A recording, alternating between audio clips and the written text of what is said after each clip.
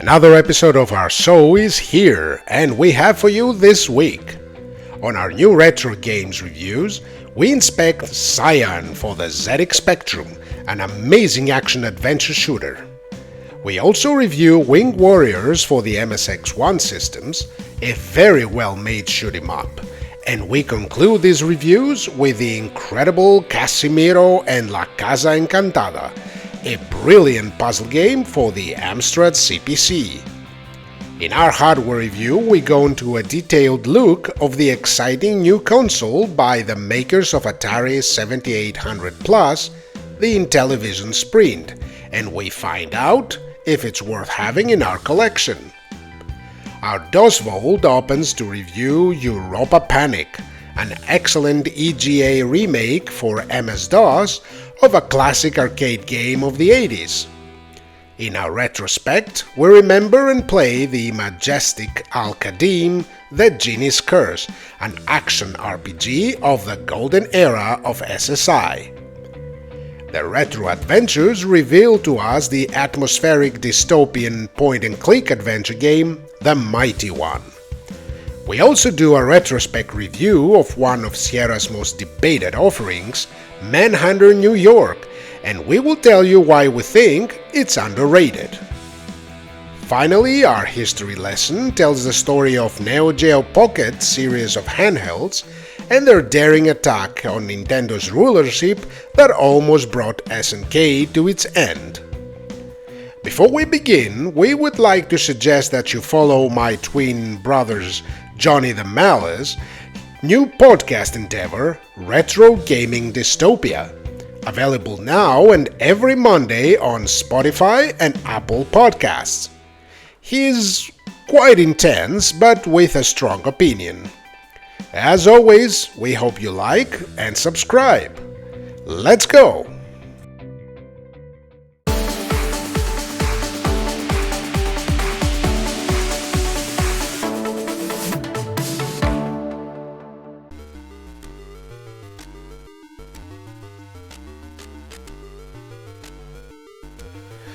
Welcome to the new retro games reviews of this week.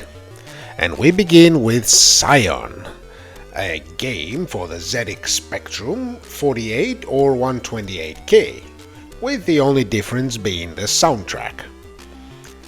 Now this is a game by Sausageware Games, and it's an action shooter and, we could say, adventure game.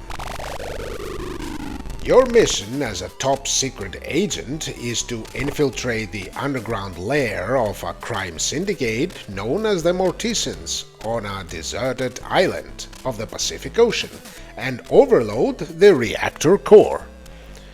Now this will remind you of some of Ultimate's classic games, with the only difference being that you are able to defend yourself much better here using a rifle.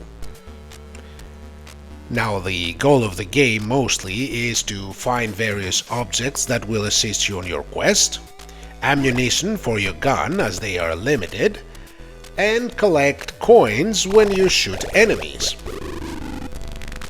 The game is presented with some wonderful graphics reminiscent, like I said, of the classic Ultimate games.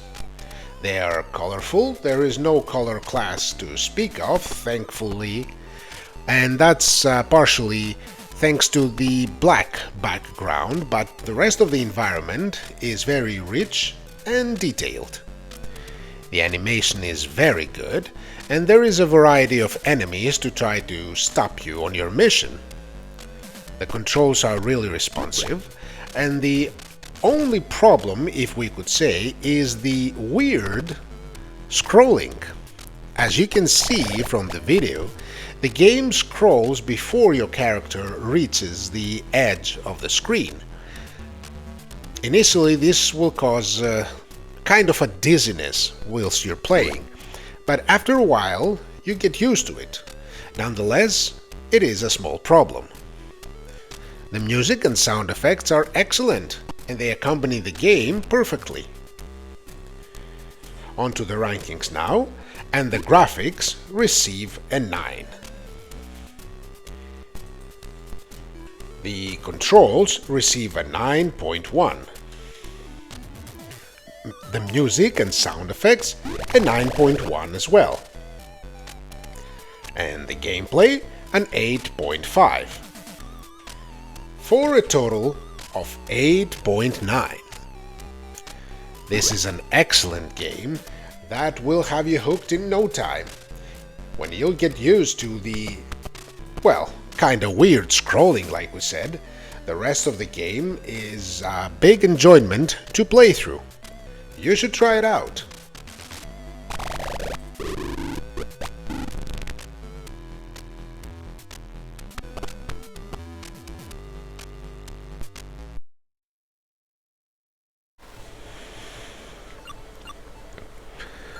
Our next game comes from Fran Matsusaka, and it's called Wing Warriors for the MSX1 computer systems.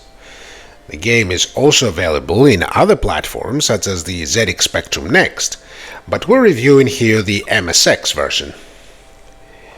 You take to the skies and you get to choose amongst 3 different characters. There is a mechanical armada that threatens the world, and you, as a member of the elite Wing Warriors, are the last line of defense. This is a classic, scrolling from the bottom of the screen to the top shoot-'em-up game.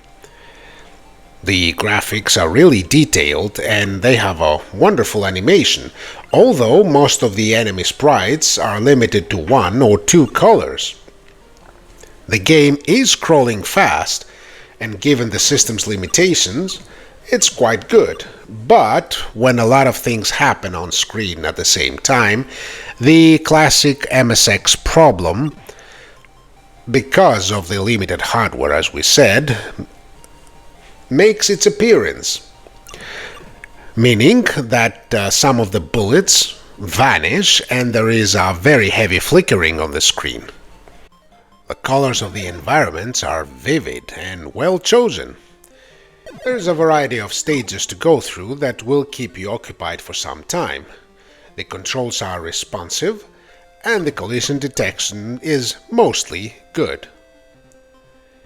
The music of the game is very good considering that it's an MSX platform, and the sound effects are quite good as well. On to the rankings now, and the graphics receive an 8. The controls an 8.7. The music and sound effects a 9. And the gameplay an 8.5 for a total of 8.6. This is a very good MSX shoot-'em-up that you should definitely give it a try. It does have its small problems, but nothing to stop you from enjoying it.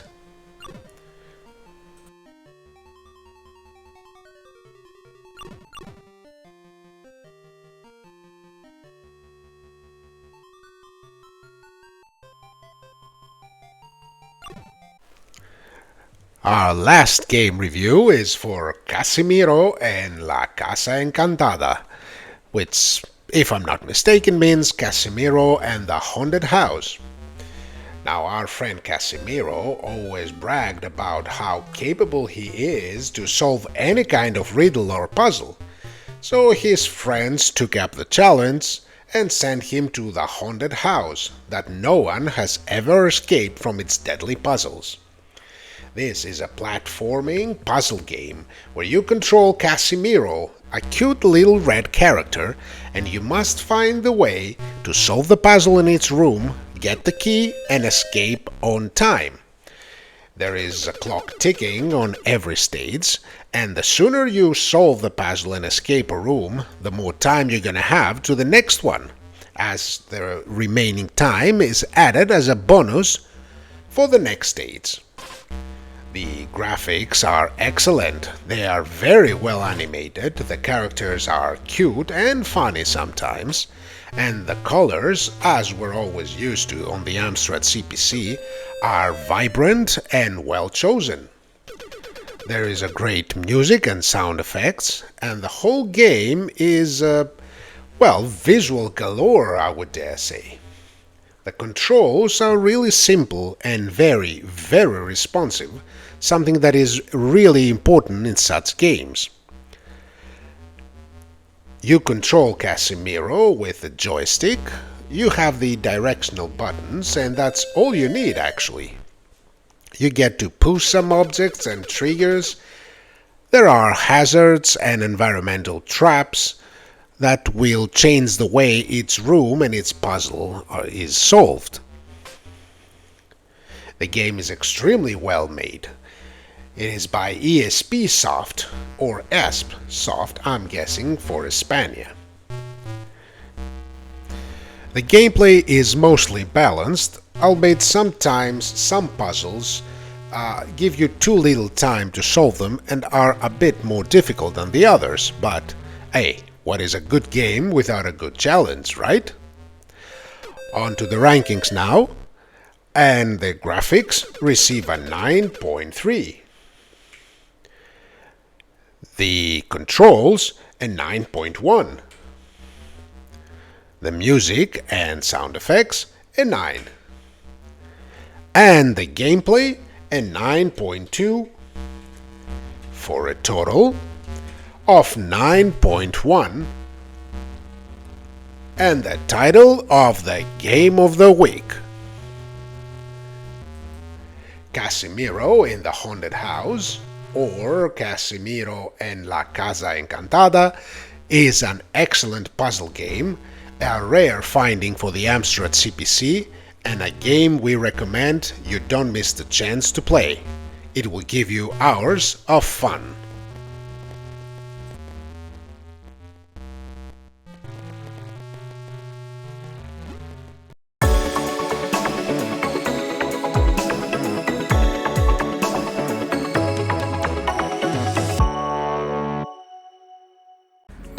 Welcome to this week's hardware review, and we have Intellivision Sprint.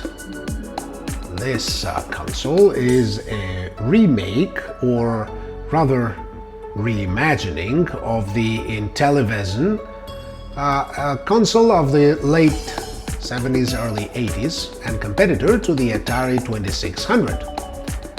Now, the Intellivision Sprint is made from Atari. Once again, that has bought the rights for the console. It's a wonderful remake, I must say. The box is wonderful, as we can see from the screenshots. Let's open it up, see what's inside. Let's remove this. Now, this here is the console. It's very good. It's a very good reproduction. A bit smaller than the original console, but still. These are the controllers, the wireless controllers with the disc, as it was called. Very unique. It recharges when plugged in the console. There you can see searching for a signal. We have all these ports here. We're going to talk about them in a while, in up close and personal. And let's plug this back in. Let's see what else is in the box. Yeah, there's an HDMI cable, a power cable, and these two little boxes, we'll talk about them in a while. This is a very good reproduction of Intellivision. I really like it. It's solidly built. It looks very pretty. Let's go see it up close and personal now. Alright, this is the Intellivision up close and personal. Now, I've already connected it. Let me unplug this. The connection, as you can see, is very simple. You have the HDMI port, the USB port. You can insert a USB flash drive here in order to play more games that comes packed in with the Intellivision Sprint. Two ports, also USB for external controllers, if you don't find these ones to your liking. These two buttons synchronize the wireless controllers with the console, and there are two LEDs to let you know that everything has gone as planned. And of course, the power cable. Now, the power cable, in case you can't see it, is a USB-C. There is no cartridge port, like we said. This iteration of the Intellivision does not come with a system to load the old cartridges or new cartridges. Like we said before, that's not to say that there won't be any new games for the Intellivision Sprint, just not, obviously, in physical form. Now, one wonderful addition that I'm really happy they included, these two packages come with game overlays. Now, for those of you who don't know, back in the day, because of the kind of complex controller of the Intellivision that has also an numeric keypad, you had these overlays that give you information what every key does in its game. So you just take one of these, the appropriate for the game you want to play, you insert it here, all the way down, and there you go. Now you know that this is the fire button, the aim, engage or retreat, destroyer, and etc, etc. Now these are a very nice addition, a very nice touch that brings back the feeling of the original Intellivision. Also, the disc controller. For some it was the best controller of the era. For others, it was a nightmare. Our opinion, well, it stands somewhere in between. We'll tell you about it. You can roll it or push it in almost 180 directions. 5 buttons, the synchronization key. It's excellent. The construction is very good. It has that feeling of the old. Of course, there's no actual wood finish, but there is this false wood, I think, line. Gives a wonderful 70s feeling. Now let's go connect it. Like I said, the connection is very easy. USB-C and the HDMI. We're good to go. See the Intellivision in action. So follow us. Now let's turn on the Intellivision Sprint. There we go. The logo.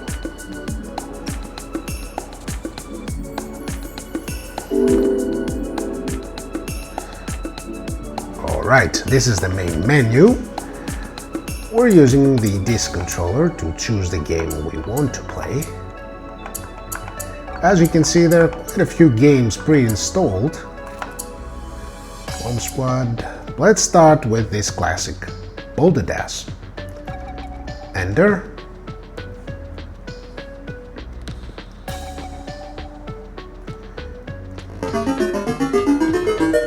Oh,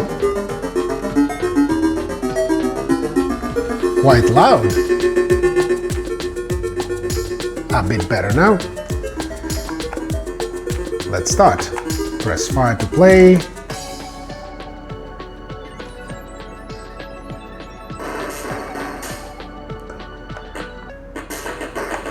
Now I must say that there is a level of convenience playing with the disc controller.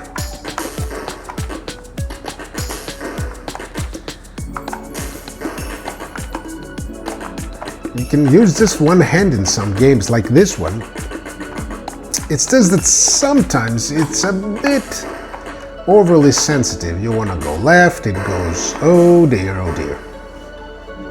So, this worked really well.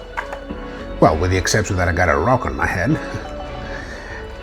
Now, let's quick check another one. You just press reset and you're good to go. Alright. Let's try Mountain Madness. Choose number of skiers, press enter. Downhill, press enter. 1. Let's go.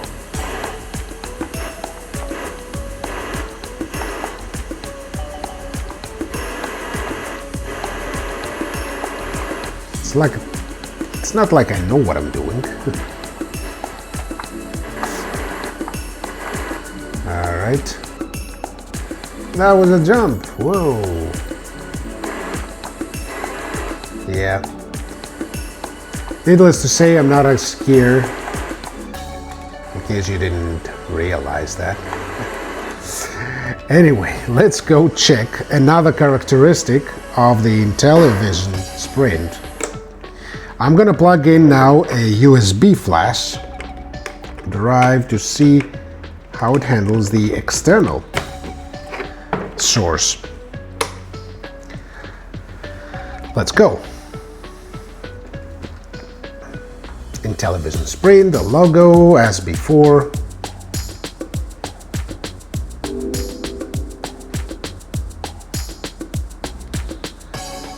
There. It's reading straight up into the USB flash drive. It's interesting. Alright, dig dug. Okay, this was easier than I thought it would be. It just saw the flash drive, it launched it, just pushed enter on the controller and I was good to go.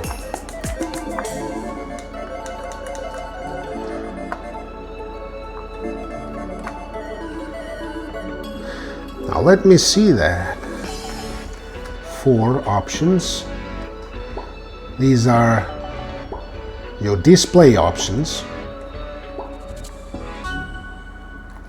for when playing the games. I must say I'm impressed with this.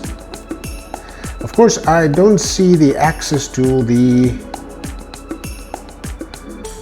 previous menu. I guess you can play one or the other. Anyway, the basic thing is that you plug this in, it works like this. You take it out and reboot. And my oh my, here we go.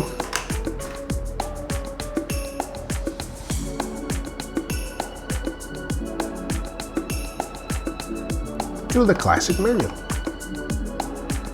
This performed way better than I expected, and I'm very pleased with it. Let's go sum it up because we have a lot of good things to say about this console. Let's go. Now, as you can see, this is a fine console. It's very well made. It works perfectly. The controllers are a bit fiddly, a bit oversensitive maybe, but that's something that you can get used to, and besides, you can always use external controllers. It is a very good reproduction of the original. Now, of course, the key issue here is whether you want a new Intellivision console that will run your games from a USB flash disk, or if you wanted to use your cartridge collection, or if you would prefer that the company would follow the same philosophy as it did with the Atari 7800 Plus and its previous models, where you can run your old cartridges and see some new games that the company creates. That is not to say that there won't be new games with this Intellivision model, the Sprint, but it won't be in physical form. So if that's your thing, maybe the Sprint is not for you. But if you want the feel, the thrill, and the memories of the Intellivision, this is an excellent console. It's very well made. It's a little bit smaller than the original, but still, they give the same feeling. I cannot recommend it enough. It's an excellent piece of hardware, and yes, as usual, this gets a thumbs up from us. And we'll see you next week.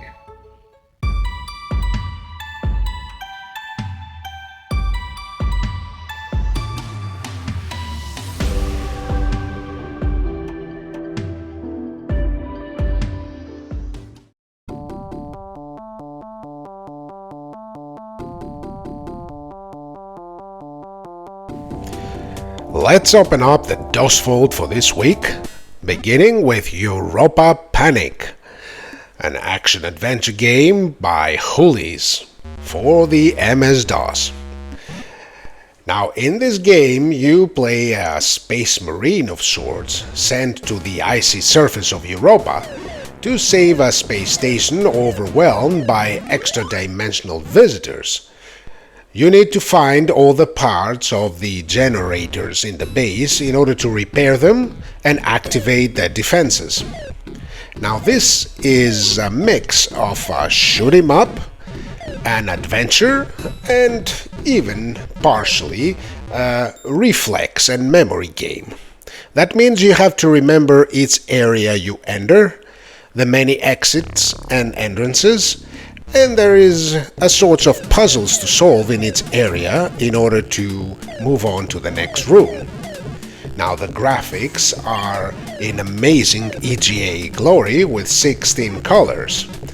The animation of the sprites is excellent, and the alien invaders look really ominous. You have a laser rifle to protect you, but be mindful that the aliens sometimes need more than one shot in order to be taken down.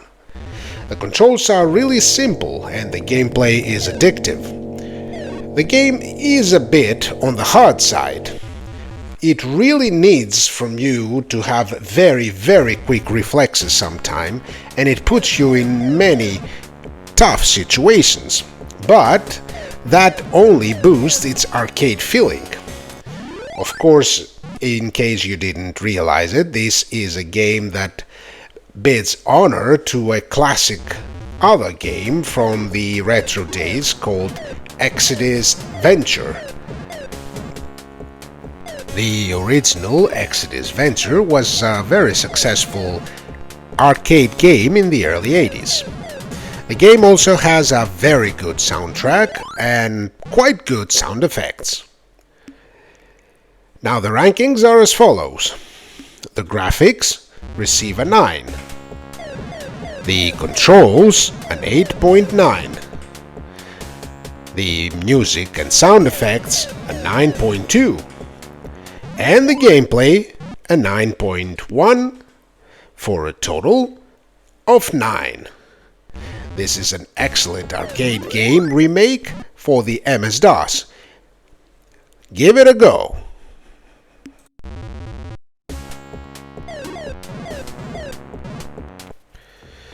Our DOS Vault Retrospect pays its respect to a classic action RPG, the Al-Qadim, the Genie's Curse, by SSI and Cyberlore Studios. Now, back in 1994 that this game came out, it is hard to overstate the importance of SSI in the whole RPG area. Most of the computer RPGs that was coming out on those days was made by SSI, or at least produced by them. And then SSI decided to take a different approach when using the Al-Qadim formula. Now, this is an official Advanced Dungeons & Dragons game, just as most of the SSI games back in the day. It tells the story of the prince Al-Hazrad that tries to stop a genie that has become free from his master's control by various mysterious forces.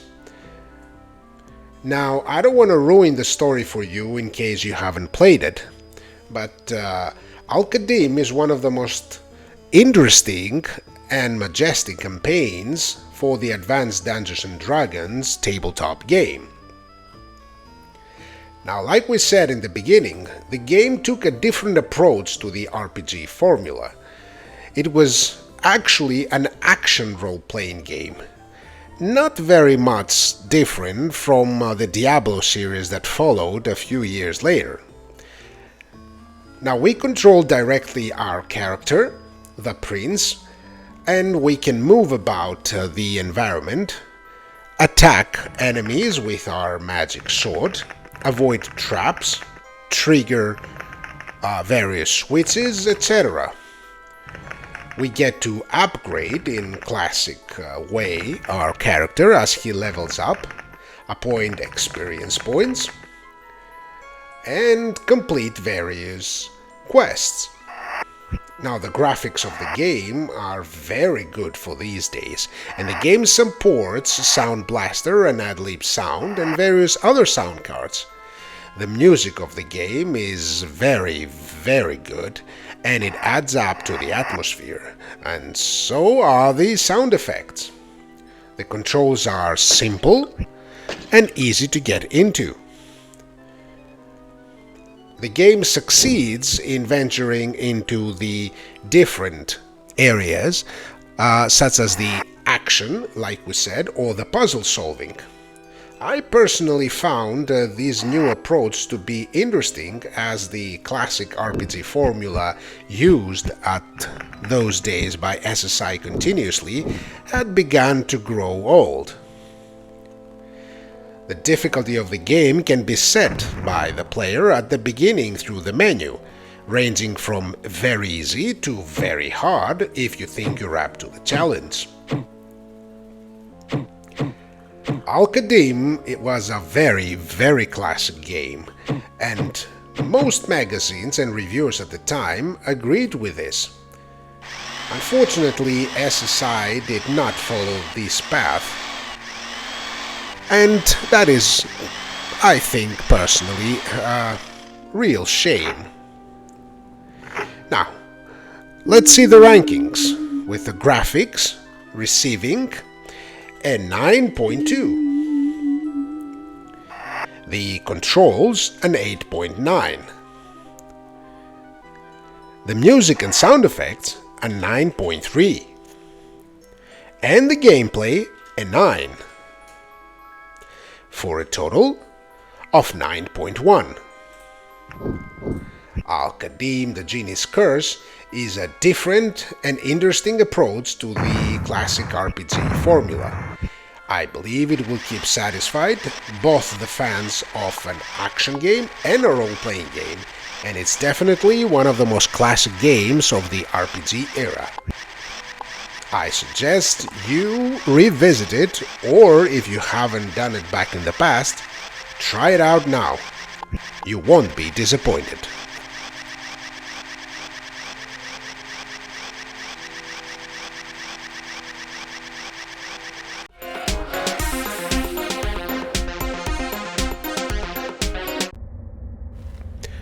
Welcome to the Retro Adventures reviews of this week, and we begin with an amazing game called The Mighty One by Digital Mosaic Games. This is a point-and-click classic adventure game with a dark and dystopian premise. The world has ended, and the machines have taken over. You are one of the few surviving humans, a slave, made to obey the Mighty One that seems to be the overlord of all machines. There is not much else to tell you about the story, lest I ruin the many surprises on the script, but suffice to say that it is well written and it does keep your interest high. The graphics of the game are very well made. They are hand-drawn and pixel art, but they do have that distinct dystopian feeling. There are some areas that feel clean, like a surgery room, and others show the decay of a dying world. Now, the music and the sound effects of the game are very good, and they fit the atmosphere perfectly. The puzzles are very simple in their premise, but that doesn't mean that you won't have to use the brain cells, as Poirot used to say, to solve them. There are some smart puzzles, and some of them will make the solution obvious whilst talking to one of the various other characters. The controls are very simple. After all, this is a point-and-click adventure game. All you have to do is use the left click to operate, use or explore, and the right click to move to an area you wish. You can also use the left click to move as long as it's not an object of interest you're pointing at. The gameplay is addictive, and that is in large part thanks to the wonderful and dark story of the game.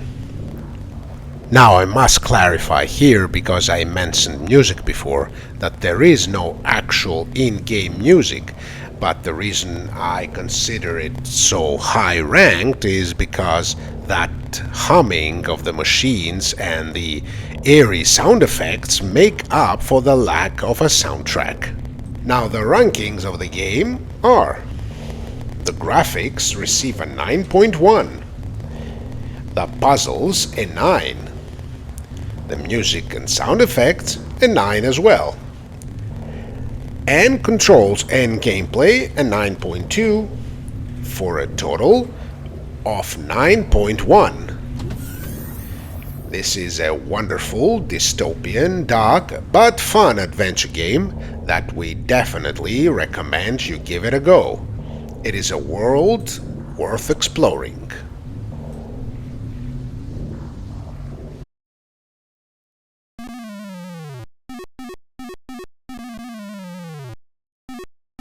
Now our retrospect game today is Manhunter New York, a quite unique adventure game by Sierra Online, developed by Everywhere.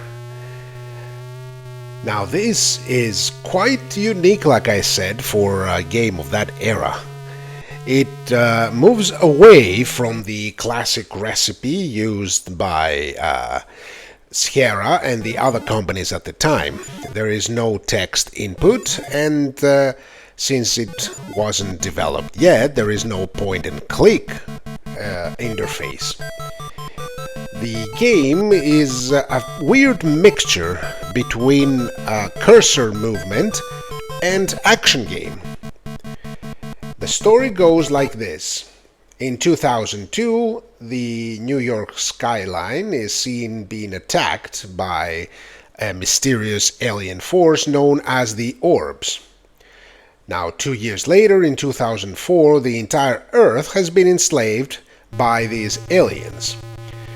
The Orbs, the alien invaders, look like giant floating eyeballs and have implanted in all humans tracking devices, forcing them to wear identical robes and forbid them from speaking to each other or communicating with any other way. Now, some of the humans have been indoctrinated to believe that the Orbs are actually benevolent rulers that came to save humanity from itself. Now, we are playing through the eyes of a Manhunter, a special unit of humans created by the Orbs to track down possible resistance.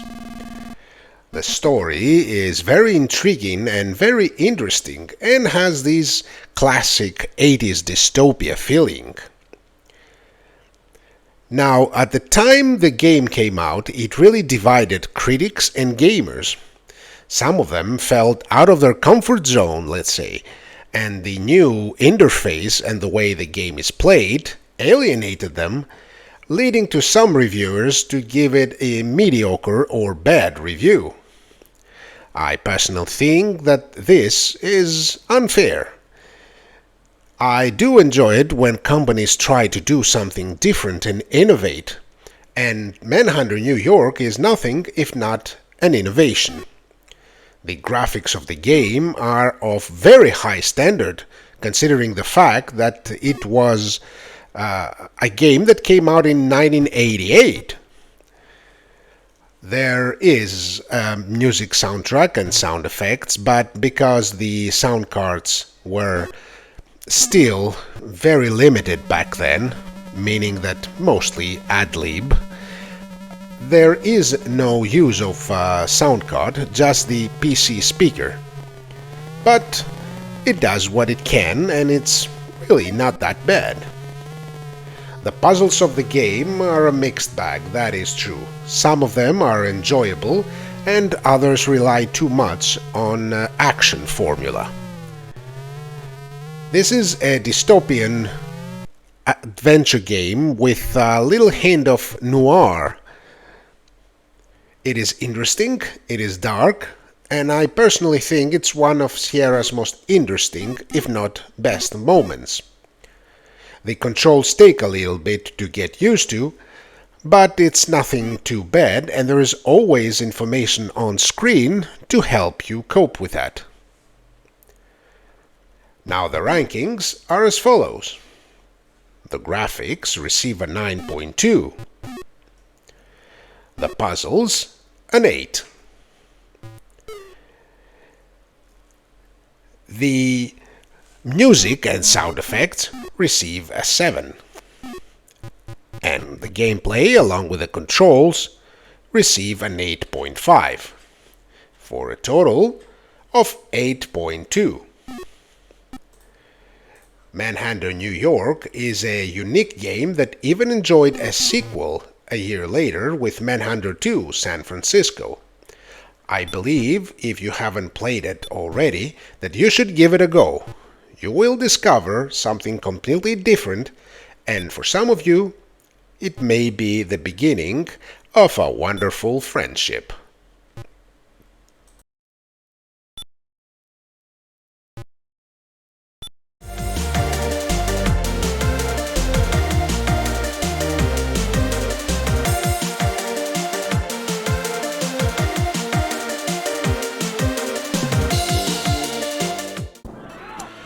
S&K was always considered the Rolls-Royce of the arcades.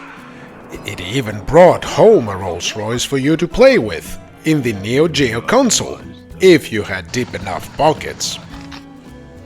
But to take on the absolute ruler of the handheld market, Nintendo, you either had something really unique to bring against her, or you were a real daredevil. This is the story of Neo-Geo Pocket, and how it nearly brought down a giant of arcade entertainment. Back in late 1997, the handheld console market was at war. Everyone seemed to be trying to bring down Nintendo from its throne. Sega was at it with the Sega Nomad, a console that was practically a Mega Drive/Genesis in portable form, but too bulky and power-hungry to have any chance of success. Bandai with WonderSwan was about to launch, to try to take a piece of the pie, led by none other than the legend himself, Gunpei Yokoi, father of the Game Boy and key person in Nintendo's long reign. S&K, an arcade legend of a company, was found in 1978, originally with the name Shin Nihon Kikaku, meaning New Japan Project, by Eikichi Kawasaki, and started straight away producing arcade games. The company officially was renamed S&K in 1986, and it remained with this name until the early 2000s. In the late 80s, and more specifically 1988, it developed a new arcade system, the Neo-Geo MVS. The MVS standing for Multi-Video System. It was an innovative way to save the arcade owners the cost of buying new machines all the time to stay up to date with the latest games, by introducing a multi-cartridge internal system that allowed its machine to feature multiple games. Its arcade cabinet now could contain up to 6 games at the same time, with a cost of $500 each that was half the price for an entirely new cabinet. S&K decided soon after to bring this system to the homes of gamers around the world, and so the Neo-Geo AES, meaning Advanced Entertainment System, was introduced in 1990. But such power came with a hefty price tag. The Neo-Geo AES cost $649, the equivalent of approximately $1,700 today, an incredibly high price, with each game cost up to $200. Nonetheless, SNK managed mostly through the MVS arcade system to turn out a profit, and with modest sales from the AES to establish itself on the market as a high-end player. But with Sega and Nintendo putting the pressure to everyone with their fight to death, SNK took a beating on its sales as well. So, it was forced to introduce the Neo-Geo CD, a CD-ROM version of the AES, to cut costs both in manufacturing and for potential gamers. Slow drive speeds and a lack of new titles, though, prevented Neo-Geo CD from turning a profit, and soon SNK found itself in financial troubles. Somehow the high-ups on SNK decided that the solution to this was to take on the big honcho himself, Nintendo, and where it was most dominant, mind you, the handheld market. Thus, the Neo-Geo Pocket was created. The console had a few good things going for it. For starters, the machine was pretty strong for the time. It had a Toshiba TLCS 900/8 core CPU running at 6.14 MHz with 12 KB of RAM, 4-channel sound, and the amazing ability to provide up to 40 hours plus of gameplay on 2 AA batteries. The system was also the first console to offer any kind of functionality without a cartridge inserted, as if you turned on the console without inserting a game, a menu appeared giving the choice to set date and time, use a calendar, and even see a horoscope prediction. A major innovation was that it came with micro-switch joysticks instead of the classic cross gamepad controls, a first for a portable console. The graphics features were also impressive, but also its Achilles heel. You see, although the system was capable of 160 to 152 or 256 to 256 resolution on a virtual screen mode, and it had 64 hardware sprites, capable of 2 scrolling planes and a variety of special effects, all these characteristics came on a grayscale screen. A few days after the release of Neo-Geo Pocket, Nintendo hit the market with Game Boy Color, providing 56 on-screen colors from a palette of 32,768, effectively making the Neo-Geo Pocket seem obsolete. The console was already having a rough time selling because of SNK's weird, or ahead of its time, depending on your point of view, strategy to sell the console initially only through its online store. The price was extremely good at $69.99, but in 1998, very few people surfed the internet and even fewer shopped online. Even though the press welcomed the Neo-Geo Pocket warmly, they could not oversee the lack of color, leading SNK to stop production of the console, halt all plans for a Western release, and head straight back to the drawing board for a rematch. On March 1999, less than a year of the Pocket's release, SNK introduced the Neo-Geo Pocket Color.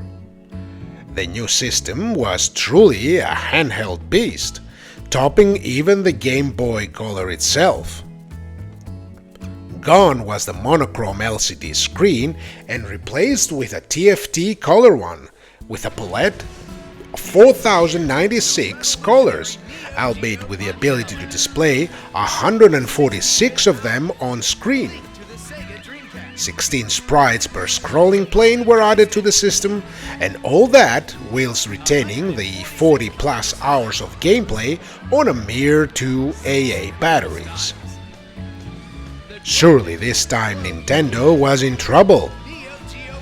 SNK went ahead almost immediately with a Western release, This time, and in August 1999, it was made available in the US. Again, only at the beginning thankfully, it was available exclusively through an online retailer, the etoys.com, but soon it became available in all major retailers. S&K even managed to keep the price unchanged to $69.95 for the new color model, hoping to boost sales that way. It even spent up to $4 million on TV commercials to promote the console. After the first semester of 2000, S&K of US reported profits after a long time, but the actual market share for S&K was 2%, with the rest owned by WonderSwan, close to a 4%, and the majority by Nintendo, of course.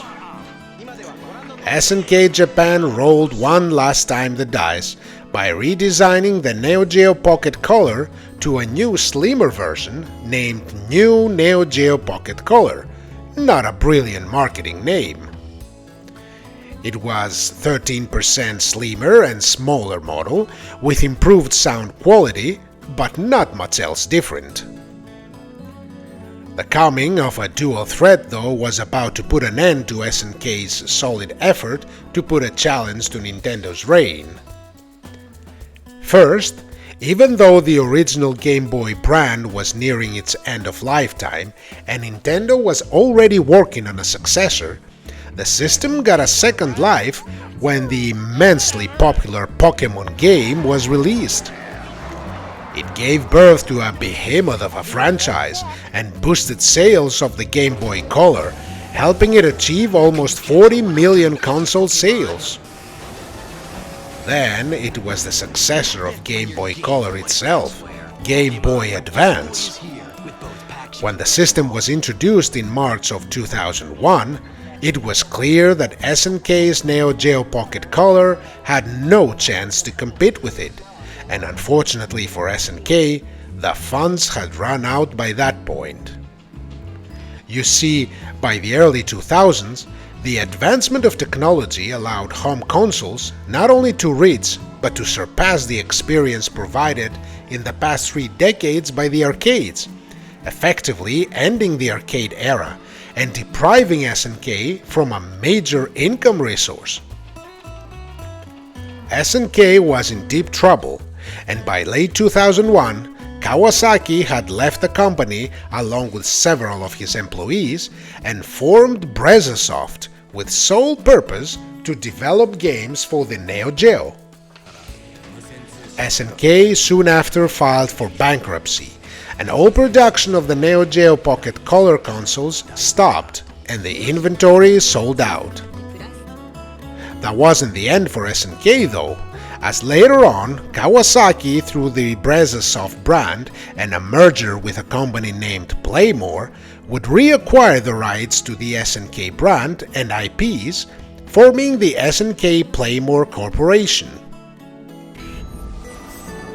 The Neo Geo Pocket and its more successful iteration, the Pocket Color, were amazing portables that tried to bring the luxury and power of the Neo Geo to the palm of our hands. Had the times been different, they might have succeeded, but even as it turned out, they are still wondrous little consoles that are fondly remembered today and really sought after by the retro gamers.